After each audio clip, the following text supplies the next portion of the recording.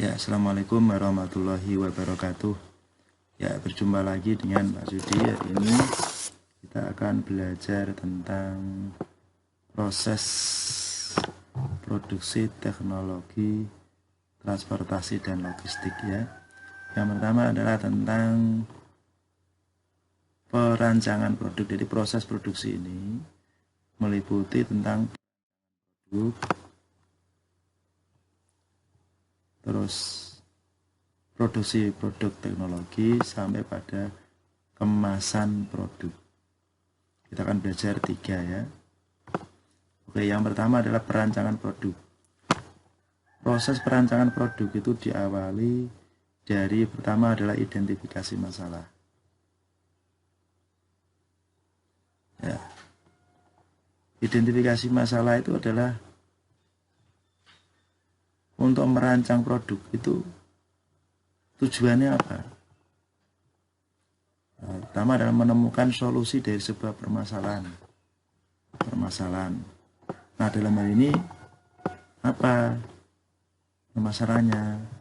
Yaitu produk transportasi atau logistik yang ada di sekitar kita. Dan nanti kalian juga akan saya suruh untuk membuat produk. Nah, produk akhir dari penilaian PKWU nanti.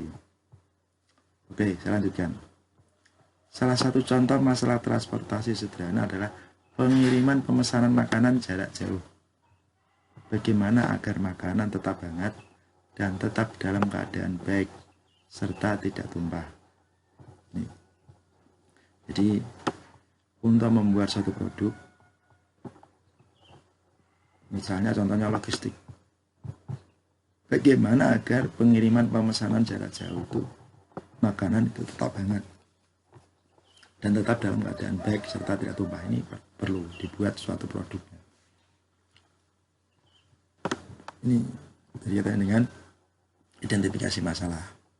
Terus yang kedua adalah mencari solusi atau mengembangkan ide.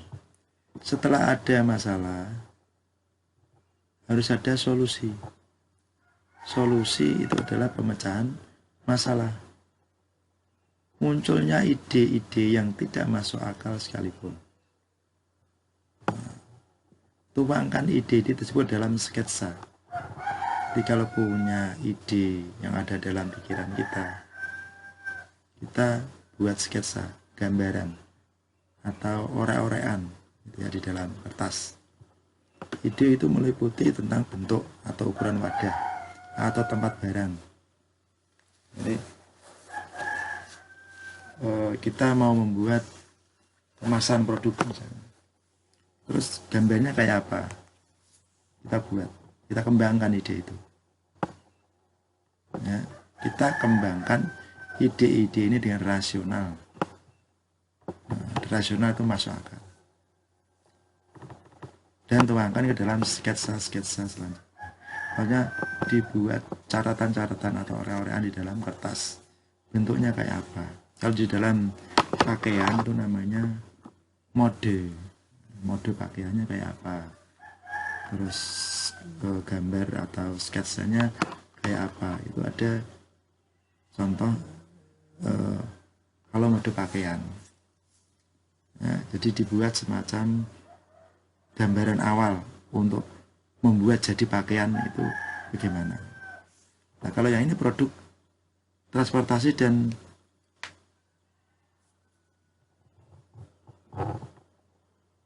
logistik itu juga sama. Bagaimana agar produk itu bisa diterima oleh masyarakat. Bagaimana agar produk itu bisa bermanfaat. Sehingga perlu ada yang namanya menjadi masalah, terus dikembangkan dalam bentuk sketsa, gambarkan. Terus yang ketiga C adalah membuat studi model atau prototyping. Ini di slide sebelumnya digambarkan produk teknologi transportasi dan logistik yang dibuat dalam bentuk 3 dimensi. Nah, kalau tadi berupa 2 dimensi, artinya hanya digambarkan dalam bidang datar. Itu sketsa-sketsa tadi dibuat, dikerjakan, itu hanya berupa bidang datar. Kalau yang ini prototyping itu dalam 3 dimensi. Maka dari itu studi selanjutnya dilakukan dengan format 3 dimensi, yaitu dengan studi model. Terus selanjutnya yang terakhir adalah membuat desain akhir. Desain akhir dapat dilakukan melalui studi, diskusi, atau evaluasi. Proses evaluasi menghasilkan umpan balik yang bermanfaat dalam menentukan desain akhir yang terpilih. Nah, desain akhir, produk jadi. Gitu ya. Oke, selanjutnya adalah produksi. Tadi kita sudah belajar tentang proses produksi, tentang perencanaan produk atau perancangan produk. Jadi identifikasi masalah, masalahnya apa, tujuannya apa, buatnya bagaimana, terus mencari solusi, mengembangkan ide berupa sketsa 2 dimensi, bidang datar. Terus yang C apa tadi? Prototyping, studi model dengan 3 dimensi. Terus yang 4 adalah penentuan desain akhir, desain sehingga menjadi produk jadi. Selanjutnya adalah yang terakhir adalah yang nomor 2 adalah produksi produk teknologi transportasi dan logistik, diawali dengan persiapan produksi. Untuk persiapan produksi dapat berupa pembuatan gambar teknik, gambar kerja, atau gambar pola. Ketika pola sudah dibuat, nah gambar atau pola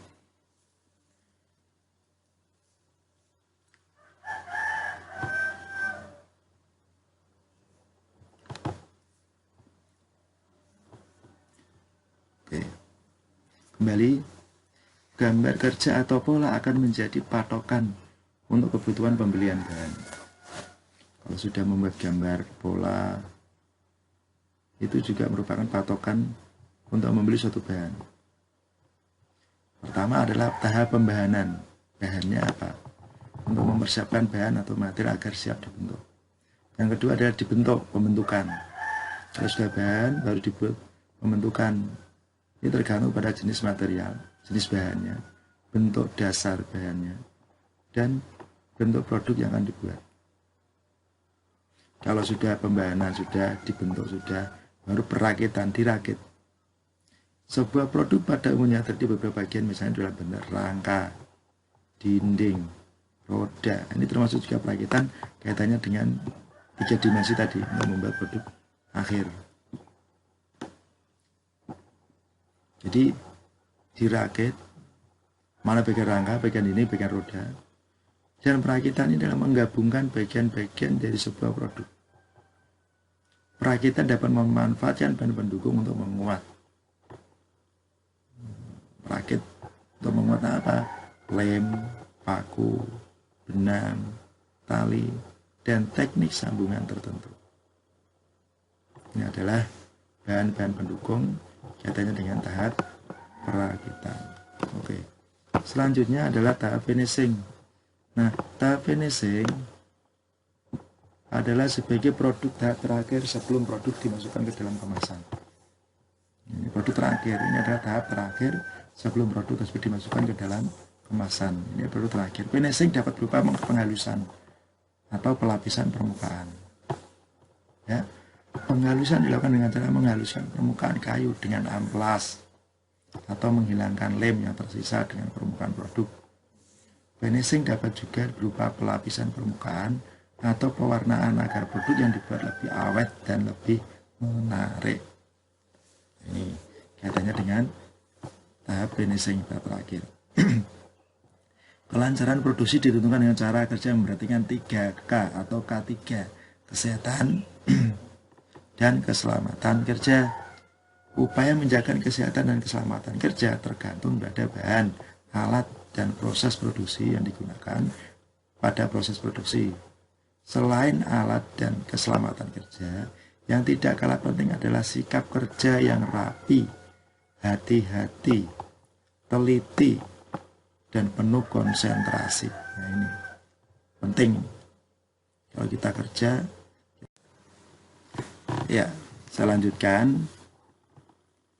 Jadi sampai pada yang terakhir kaitannya dengan tahapan produk. Jadi saya ulangi lagi, untuk produk, proses produksi itu ada satu apa tadi? Perencanaan produk. Perancangan produk, dirancang terlebih dahulu untuk membuat suatu produk. Yang kedua apa tadi? Betul, yaitu apa tadi? Produk, nah, memproduksi. Terus yang terakhir adalah kemasan. Nah, kemasan itu sebetulnya fungsinya apa sih? Kalian tahu? Nah, ternyata kemasan produk itu berfungsi untuk melindungi produk dari kerusakan. Produk biar tidak rusak. Serta memberikan kemudahan membawa dari lokasi produksi hingga sampai ke tangan konsumen. Jadi kemasan itu bisa dibawa kemana-mana. Fungsinya juga itu. Selain melindungi produk dari kerusakan, juga kemasan produk tersebut bisa dibawa dari produksi sehingga sampai pada tangan konsumen. Selain itu juga berfungsi untuk menambah daya tarik, dan sebagai identitas atau merek dari produk tersebut. Kita bisa tahu produk itu apa, kita bisa tahu isi produk itu apa, kita bisa tahu bahan-bahan produk itu dari apa? Dari kemasan produk yang ada di luar tersebut. Dengan kita melihat kemasan, kita bisa mengetahui seluruh isi material, bentuk, warna, teks, sampai kepada isi produk tersebut.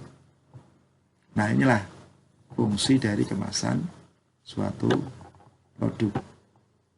Sehingga dalam suatu produk-produk yang sudah kita kenal tiap hari, kita beli, lalu kita konsumsi, kita pasti akan melihat bahwa dalam suatu kemasan suatu produk itu pasti dilengkapi dengan namanya label.